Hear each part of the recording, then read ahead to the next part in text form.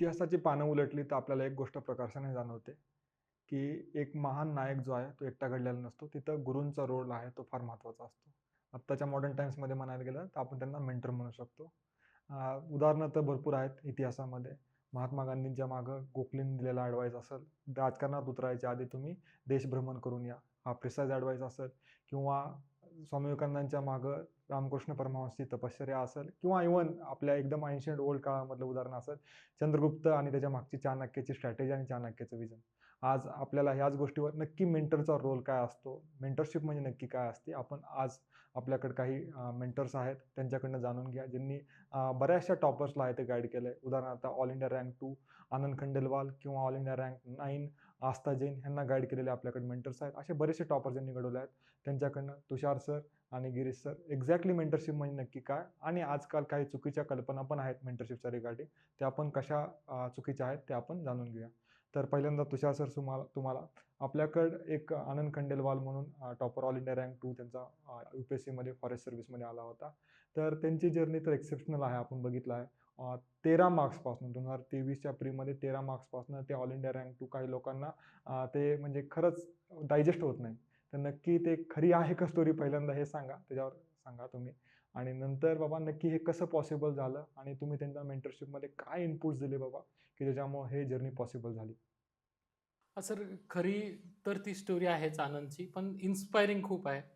म्हणजे आता पहिल्यांदा त्यांनी जेव्हा 2023मध्ये जेव्हा दिला होता अटेम्प्ट, तेव्हा त्याला ते प्रिलिम्समध्ये आपण जे मार्कशीट्स पण आपण टाकलेले आहेत.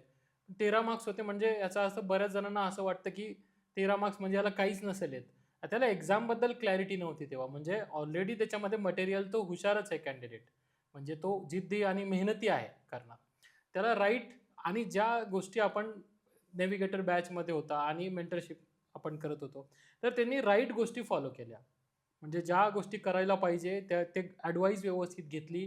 ते फॉलोअप व्यवस्थित घेतलं. म्हणजे हे मला त्याच्याबद्दल विशेष वाटतं, की तो नेहमी कन्सल्ट करायचा त्याला जेव्हा वाटलं तो रेग्युलर सेशन्स करायचा.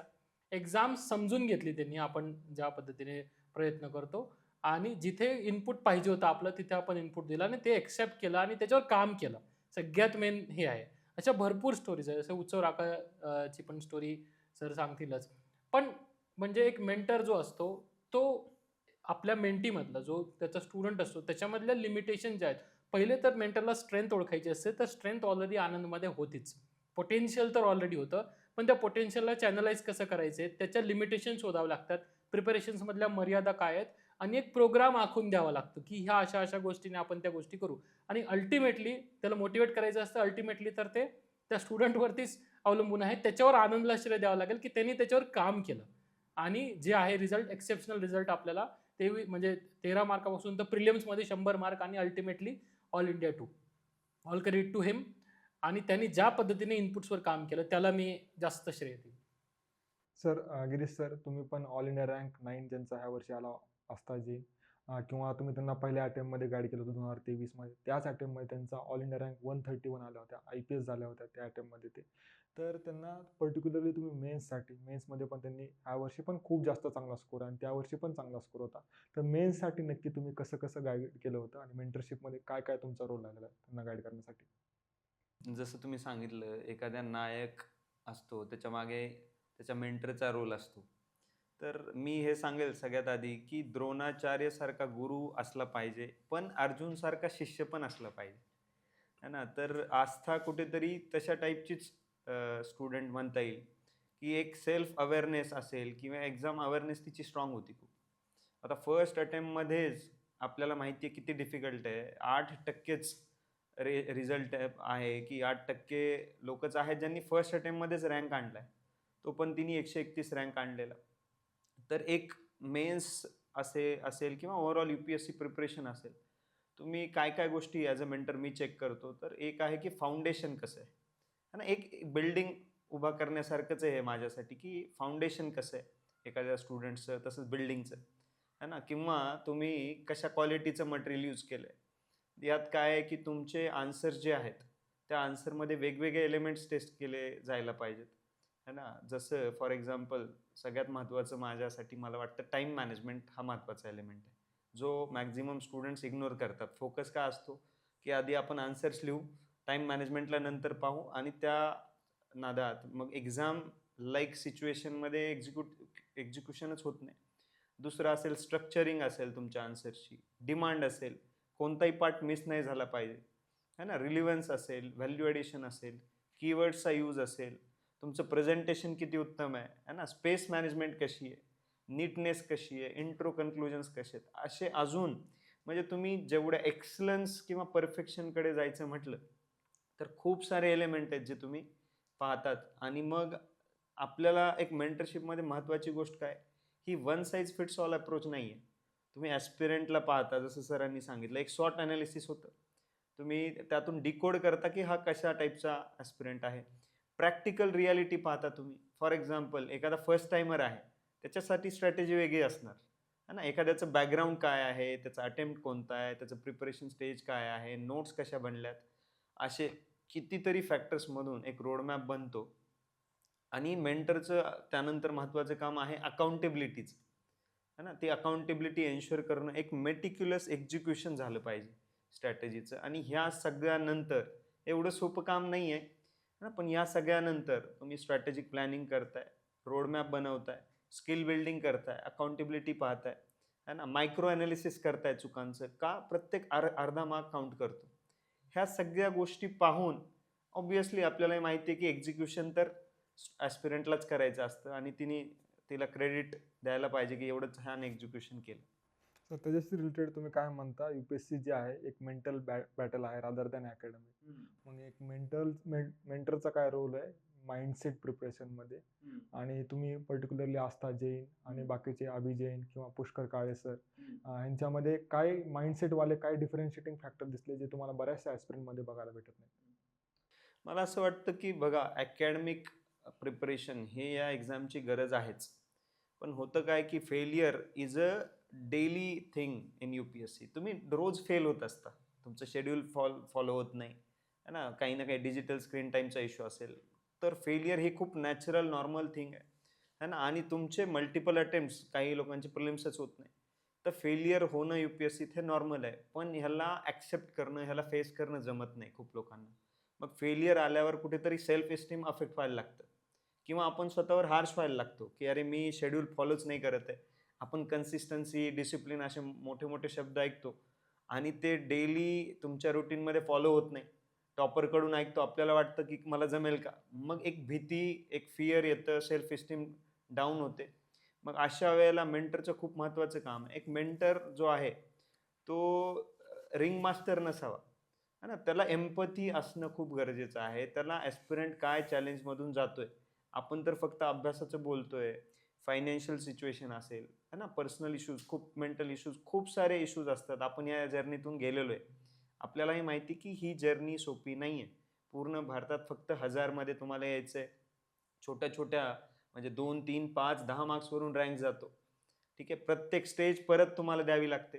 तर ह्या सगळ्या ॲस्पेक्टमध्ये माइंडसेट किती इम्पॉर्टंट आहे हे सांगायला म्हणजे गरजेचं नाही आहे तेवढं. हे जे ॲस्पिरंट्स आहेत, जसं तुम्ही ज्यांचं नाव घेतलं, त्यांच्यात काय गोष्टी दिसल्या मला, तर मी सांगू शकतो की 4 गोष्टी क्लिअरली दिसतात, ज्या त्यांच्या माइंडसेटला पुश करतात. म्हणजे ज्यांना त्यांना बिलीफ यायला मदत होते. एक आहे मिनिमम रिसोर्सेस वापरतात. दुसरं आहे मॅक्झिमम रिव्हिजन करतात. रिव्हिजन ह्या एक्झामचा गाभा आहे म्हणता येईल. आपण काय करतो, UPSC नॉलेजची एक्झाम आहे, आपण नॉलेज एक्सपांड करत जातो. पण नॉलेज कन्सॉलिडेट करून त्यालाच, जसं गाईचा रवंथ असतो, तर रवंथ करणं, रिव्हिजन है ना, रिलेंटलेस प्रॅक्टिस. खूप महत्त्वाची गोष्ट काय, प्रिलिम्स असो, मेन्स असो, इंटरव्ह्यू असो, प्रॅक्टिस एवढी जास्त करतात हे लोकं, जे आपण नॉर्मल ॲस्पिरंट अवॉइड करताना पाहतो. आणि ऑब्व्हियसली ॲब्सोल्यूट क्लॅरिटी, त्यांना क्लॅरिटी देणं हे डेफिनेटली मेंटरचंच काम आहे. ह्या 4ही गोष्टी एकदा लक्षात आल्या की मग त्याला एक ट्रस्ट यायला लागतो स्वतःवर है ना. आणि त्याला माहिती आहे की ठीक आहे, success may be delayed but not denied. तर त्या आत्मविश्वासाने तो करू शकतो. येस. तुषार सर, तुमच्यासाठी माझा क्वेश्चन आहे की स्टुडंट जे आहेत आजकाल भरपूर टॉपरच्या स्ट्रॅटेजी बघतात, त्यातनं भरपूर गोष्टी गॅदर करतात, पण तरी पण फेल्युअर त्यांच्या पदरी येतच. आणि ते continuously 1 attempt, 2 attempt, 3 attempt strategy बघताच आहेत आणि तरी पण फेल्युअर येतं. त्याच्या मागचं रिझन काय? सर एकतर मी टॉपर्स जे व्हिडिओ आहेत किंवा टॉपर्स स्ट्रॅटेजीज आहेत. त्याच्याबद्दल एक काय म्हणतो, की टॉपर्स जे व्हिडिओज असतात ते हायलाइट्स असतात त्यांच्या आयुष्यातल्या. म्हणजे बाउंडरीज आणि सक्सेस ते दाखवत असतात, की मी किती भारी केलं, म्हणजे एक्स्ट्रीम्स असतात बऱ्याचदा. त्याच्यामुळे ते कंप्लीट पिक्चर देत नाही. आणि त्याच्यामध्ये सिस्टमचंच चूक आहे, की बाबा टॉपर्स कधी सांगत नाही, की मी इतके तास अभ्यास केला, इतका रट्टा मारला किंवा मी इतक्या दिवस ह्या दिवशी मला हे नाही जमलं. म्हणजे मी किती एक्स्ट्रा ऑर्डिनरी आहे हे जनरली त्याच्यातून दिसतं. मी किती ऑर्डिनरी आहे हे दिसत नाही. आणि त्यामुळे काय होतं, पहिल्या दिवसापासून लोकांचं म्हणजे मी काय म्हणतो, की ए पासून डी लेव्हलला जायचं ते प्रयत्न करतात. Direct प्रॉपर्स copies. मला आज मी तयारी सुरू केली आहे. मला उद्याच हे स्टेटस मला भेटलं पाहिजे. राइट? म्हणजे लगेच ते त्या एक ऑर्डिनरी पासून एक्स्ट्रा ऑर्डिनरी बनायचा प्रयत्न करतात. डायरेक्ट पाहिजे असतं. म्हणजे आपल्या स्ट्रेंथ आणि वीकनेस आपण कुठे थांबतोय. आणि यूपीएससीमध्ये आता एवढ्या एक्सपिरियन्समधून हे तर कळलंय, की प्रत्येकाची स्टोरी वेगळी आहे. कारण प्रत्येकाची सुरुवात वेगळी आहे. इथं रेस जरी एंड लाईन सगळ्यांची सेमच आहे, पण सगळ्यांची सुरुवात वेगवेगळी असते. टॉपर्स मे बी चांगल्या याच्यातून झालेला असणार आहे, त्याला आधीच बॅकग्राऊंड असणार आहे किंवा खूप कष्टाने झालेला असणार आहे ऑब्व्हियसली. पण आपली सुरुवात बघा, आपल्या स्ट्रेंथ आणि आपले विकनेसेस, जसं सर स्वत अनालिसिस म्हटले, की मी कुठे स्टँड करतो आणि मला कशावर काम करायची गरज आहे. कदाचित एखाद्या टॉपरने एखाद्या गोष्टीवर काम केलं असणार आहे. तुम्हाला नाही त्याच्यावर गरज कदाचित नाही पडू शकत. एखाद्या टॉपरची लँग्वेज वीक असू शकते, तुमची चांगली असू शकते. तुम्ही त्याच्यावर काम करत बसणार, तर ते प्रॉब्लेमॅटिक होईल. तर हे का होतं तुम्ही म्हणतायत, की पास नाही होत. ते स्वतःची स्ट्रेंथ न ओळखता दुसऱ्याची रेडीमेड स्ट्रॅटेजी स्वतःवरती लावायला बघतात. त्यामुळे प्रॉब्लेम्स होतात. स्वतःला ओळखा, स्वतःची मर्यादा ओळखा आणि त्याच्यावर काम करा. तरच तुम्ही आणि प्रत्येक टॉपरची स्ट्रॅटेजी वेगळी असणार आहे. तुम्ही नेक्स्ट टाइम टॉपर बना, तुमची स्ट्रॅटेजी वेगळी असणार आहे. कोणीही मागचा टॉपर आणि पुढच्या टॉपरची एक्झॅक्टली कॉपी तर नसू शकते. त्यामुळे हे ॲस्पिरंट्सनी लक्षात घेतलं पाहिजे. गिरीश सर, तुम्ही कायम काही गोष्टी सांगतात, की सक्सेससाठी हे कॉम्पोनंट फार महत्त्वाचे आहेत. आता तुम्ही पर्सेंटेज वाईज त्याला रेट करा, की किती महत्त्वाचं आहे. फॉर एक्झाम्पल कंटेंट हा एक पॅरामीटर आहे. नंतर प्रॅक्टिस टेस्ट हा एक पॅरामीटर आहे. एनालिसिस हा एक पॅरामीटर आहे आणि मेंटरशिप हा एक पॅरामीटर आहे, की ह्याच्यामध्ये किती पर्सेंट तुम्ही रेट करताल. कंटेंटचा किती पर्सेंट रोल आहे, प्रॅक्टिस टेस्टचा किती पर्सेंट रोल आहे, त्या टेस्टच्या एनालिसिसचा किती पर्सेंट रोल आहे आणि मेंटरशिपचा किती पर्सेंट रोल आहे. सर, आपण ओव्हरऑल या एक्झामचं पाहायचं म्हटलं आणि त्यातल्या त्यात स्पेशली प्रिलिम्स आणि मेन्सचं पाहायचं म्हटलं, तर कंटेंट हा बेस असतो. ठीक आहे, तर कंटेंट असलाच पाहिजे है ना. कंटेंट आणि त्याची क्लॅरिटी जे मला वाटतं एक 50% आसपास इम्पॉर्टंट आहे. त्यानंतर प्रॅक्टिस टेस्ट आपण म्हटलं 30% याला मी वेटेज देईल. ठीक आहे, आणि जे टेस्टचं ॲनालिसिस आहे त्याला 20% वेटेज देईल. 100% झालं. मेंटरचा रोल 0 आहे का सर? नाही सर, तेच तर तुम्ही आता बघा, माझा पर्स्पेक्टिव्ह हा आहे सर, की 100% हे झालं. मेंटरचा जे कॉन्ट्रीब्युशन आहे ना, ते 0 सारखंच आहे सर. 0% नाही आहे, पण 0 सारखं आहे. है ना? ते कॉन्ट्रीब्युशन खूप कमी, पण खूप इम्पॉर्टंट आहे. 0 जर त्या ॲस्पिरंटच्या प्रयत्नांच्या शेवटी लागला, 0 जसा किंमत वाढवतो, है ना? सडनली होत्याचं नव्हतं, नव्हत्याचं होतं होऊ शकतं. तसंच एक्झॅक्टली आहे. 100चं 1000, 1000चं 10,000 होऊ शकतं आणि एक नाही, मेंटर आणि ॲस्पिरंटची ट्युनिंग जर बसली सर, तर 3-3 शून्य एक सोबत लागू शकतात. 1-1 शून्यच ॲट अ टाईम लागावा असं काही नाही आहे. तर माझं म्हणणं आहे, की या प्रपोर्शनमध्ये आहे. आता मेंटरचा रोल आपण जे म्हणतोय कंटेंट असेल, प्रॅक्टिस टेस्ट असतील किंवा टेस्टचं ॲनालिसिस असेल, ह्या 3 मध्ये मेंटरचा रोल खूप मोठा आहे. हे विसरायला नाही पाहिजे आपण, की मेंटर या म्हणजे एक समुद्रात कुठे नेमकं तुम्हाला टार्गेट करायचंय, हे किती अवघड काम आहे. हे काम सोपं करतो मेंटर. मेंटर काय करतो, ती प्रोसेस सिंपल आणि क्लिअर करतो. त्यामुळे ते डुएबल पण वाटतं, त्यात क्लॅरिटी पण येते, कन्व्हिक्शन पण येतं. मेंटर एक नॉईज कॅन्सलेशन हेडफोन सारखं आहे. एवढ्या कॅओसमध्ये तुम्हाला एक क्वालिटी हेडफोन आहे मेंटर, जो दुसरा नॉईज कॅन्सल करतो. जसं टॉपरच्या स्ट्रॅटेजीबद्दल आपण बोललो, त्याच्याने कन्फ्यूज नाही होऊ देत मेंटर. तुम्हाला त्यातलं काय घ्यायचंय, तुमच्यासाठी काय ॲप्लिकेबल आहे, ह्या सगळ्या गोष्टींना समजायची मदत करतो.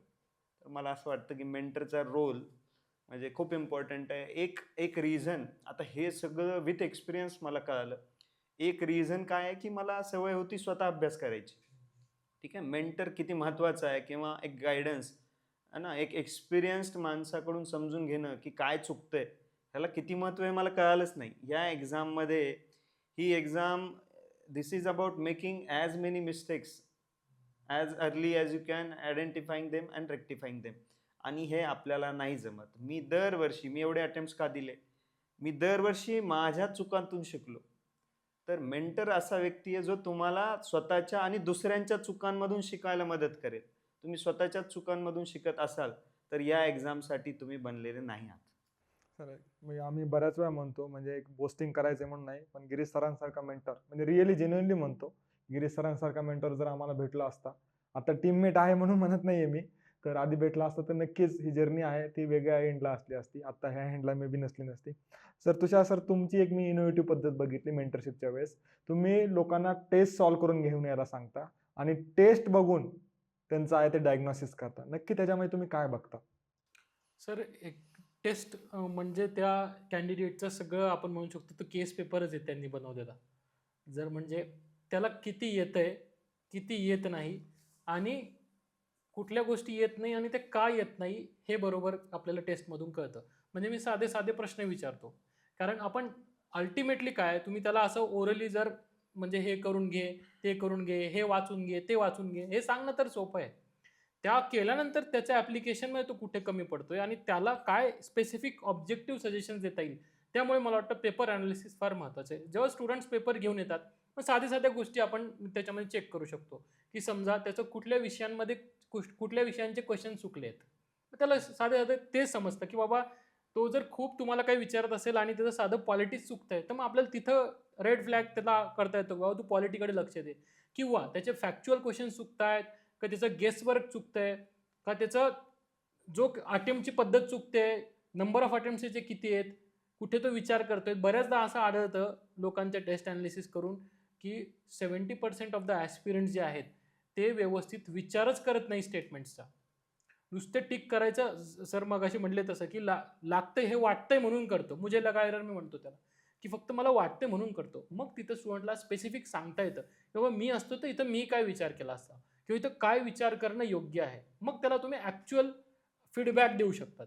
बघा, मेन्स असो का प्रिलिम्स असो, तुम्ही पेपर बघूनच फीडबॅक व्यवस्थित देऊ शकतात. कारण तोपर्यंत ओरली विचारून सगळं नाही कळत आपल्याला. पेपरमधून त्याची सगळी हिस्ट्री, जिओग्राफी आपल्याला कळून गेलेली असते. कारण ते एक्झाम एन्व्हायर्नमेंटमध्ये त्याचं परफॉर्मन्स असतं. आता कोच जो आहे तो ॲक्चुअल मॅच बघूनच बघत असतो ना, की तू कसं परफॉर्म केलंय.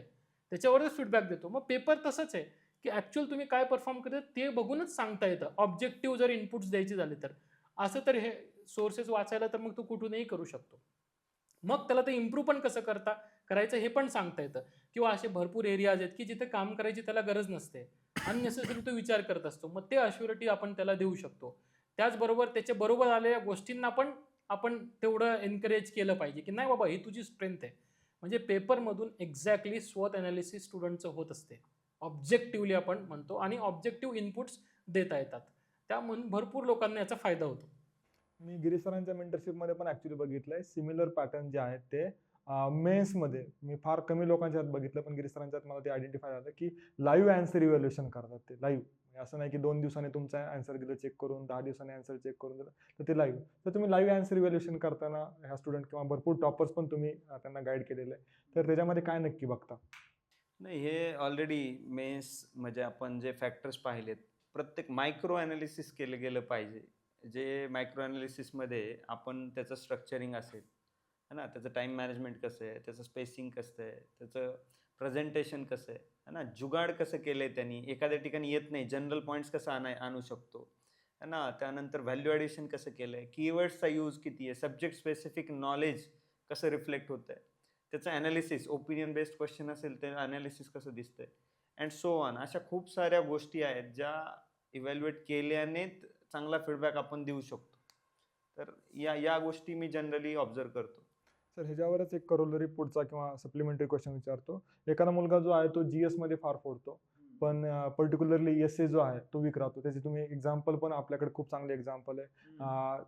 कृपा जैन जे आहे त्यांचा आधी एस मध्ये 90च्या अराउंड स्कोर होता. ते डायरेक्ट जम्प झाला 127-130च्या अराउंड जे आहे. तर ते तुम्ही त्यांना काय इनपुट दिले? सिमिलरली ह्या वर्षी पण काही टॉपर्स आहेत आपले, की ज्यांना तुम्ही एस-एचे इनपुट दिले, यांचा एस-एचा स्कोर आहे ते खूप चांगला झाला होता. तर याच्यात काय आहे, आता कृपा झाली खूप स्ट्रॉंग कॅन्डिडेट, म्हणजे GS ऑप्शनलमध्ये 286 मार्क्स होते तिला त्या वर्षी, पण एस-ए फक्त 97. तर मी त्या वर्षीपर्यंतचा एसे वाचला नव्हता. 97 आले. त्यानंतर आम्ही सोबत बसलो. एक एसे घेतला. डिकोड केलं, पाहिलं काय होतंय. तर एक जाणवलं की तिने बऱ्यापैकी कंटेंट बंबार्डमेंट हा एक आपल्याला आता एआयचा जमाना आहे सर. कंटेंट बंबार्डमेंट हा एक रोग झालाय, की एसेमध्ये सुद्धा आपण कंटेंट बंबार्ड करतो.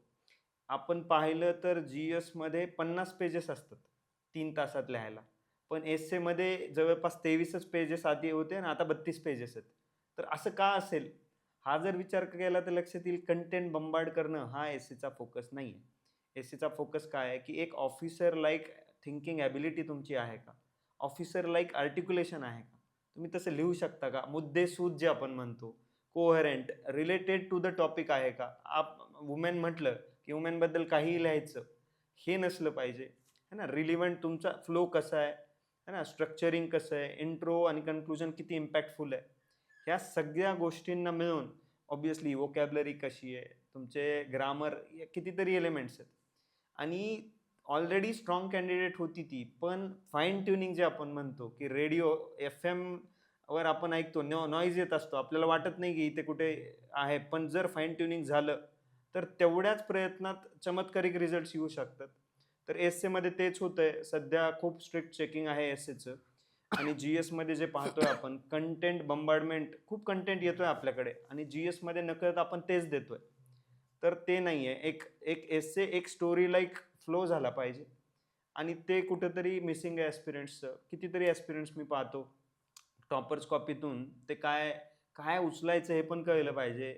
आपण युवल नोआ हरारी उचललं किंवा व्हिक्टर फ्रँकलचं बुक उचललं किंवा काहीतरी अनेक्डोट्स उचलले आणि ते फक्त बंबार्ड केले. हे यूपीएससी एक्झामिनरला सुद्धा दिसतंय.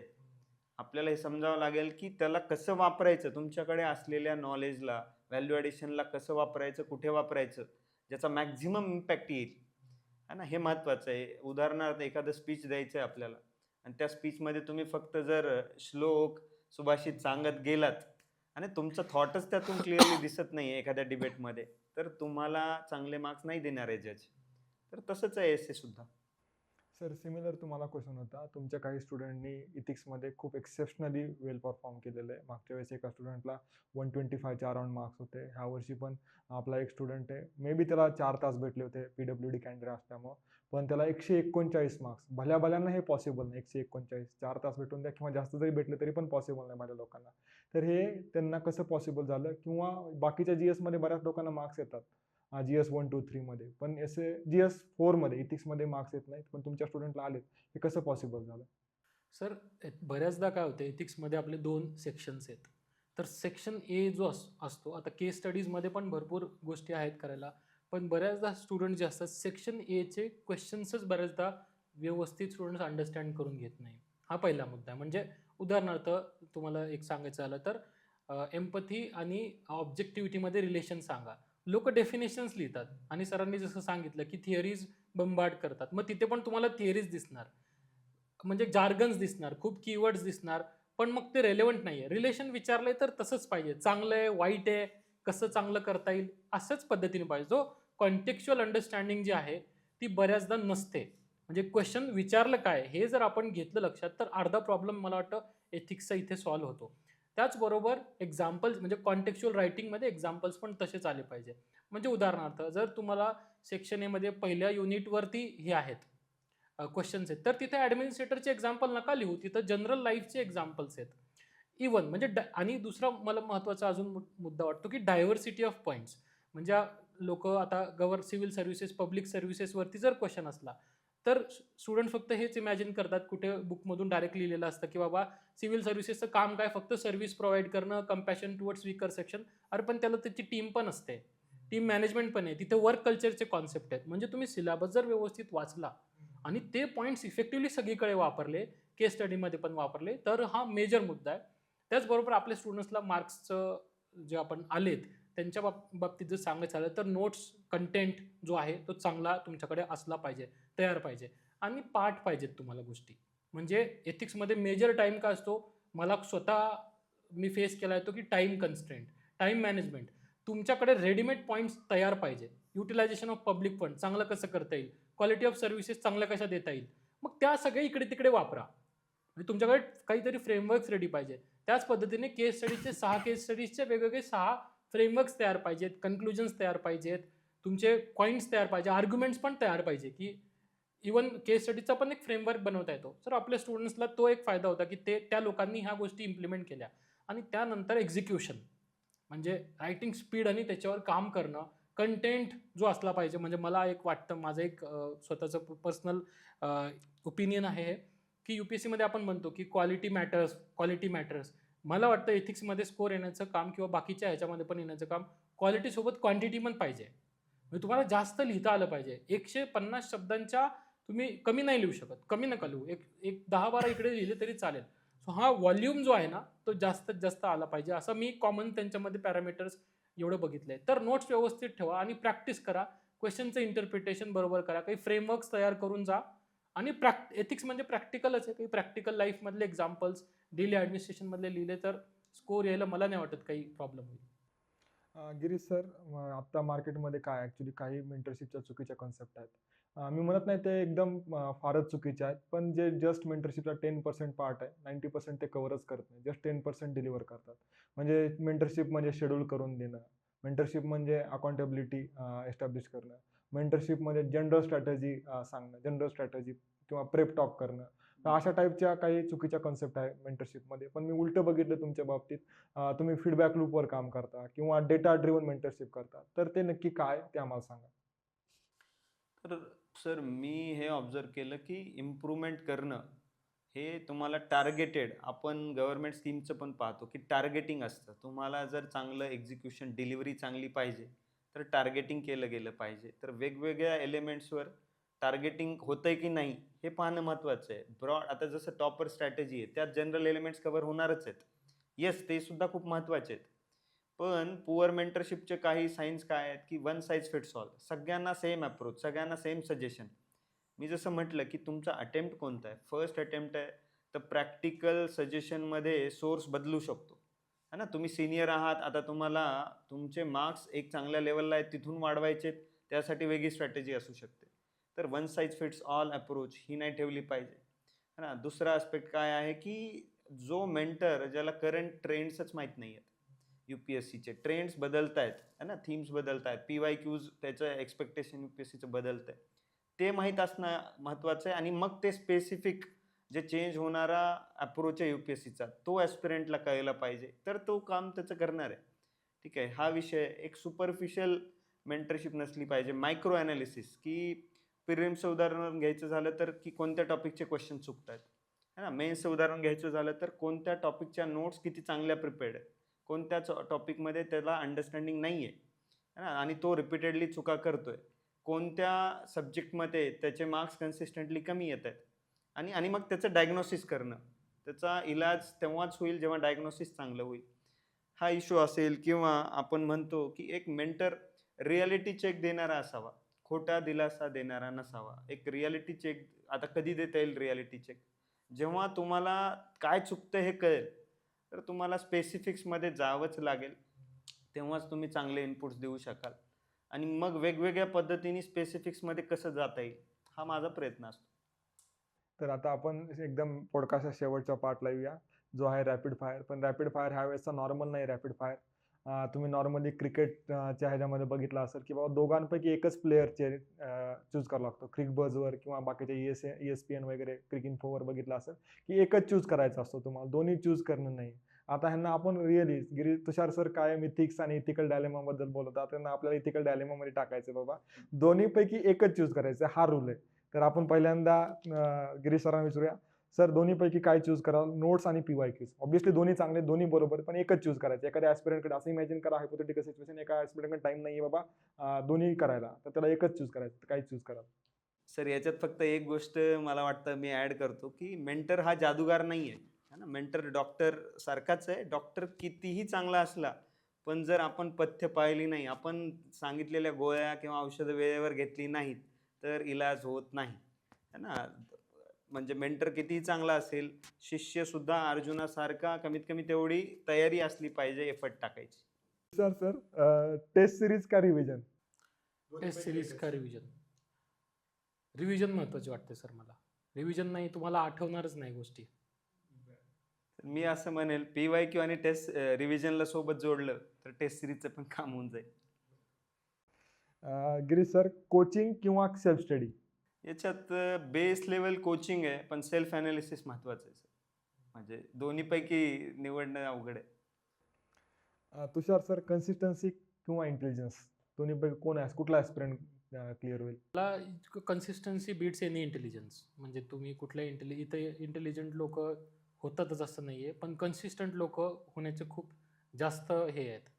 त्यामुळे कन्सिस्टन्सी, कळशीत कळशी म्हणतात त्याला.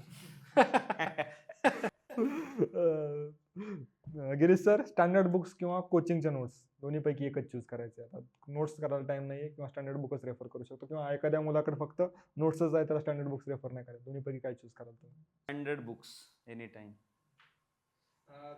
तुषार सर, हार्ड वर्क किंवा स्मार्ट वर्क? कुठला ॲस्पिरंट जास्त तुम्हाला वाटू शकतं क्लिअर होईल? स्मार्ट वर्क केलं पाहिजे, पण स्मार्ट वर्क म्हणजे हार्ड वर्क त्याच्यातून काढून नाही घेता येत. स्मार्ट वर्कच इम्पॉर्टंट आहे, की म्हणजे लिमिटेशन जे गरजेचे ते करणं, तेच स्मार्ट वर्क आहे मी असं म्हणतो.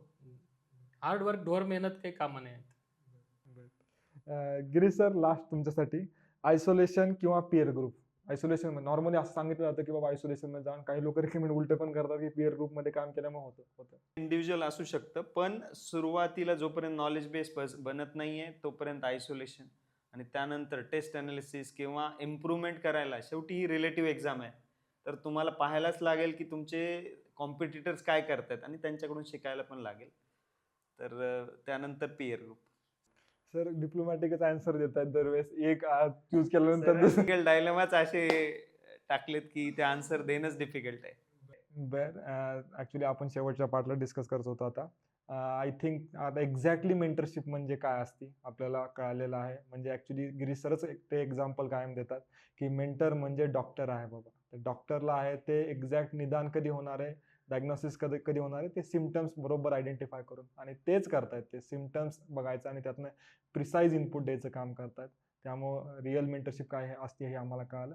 त्याबद्दल थँक्यू सर, थँक्यू.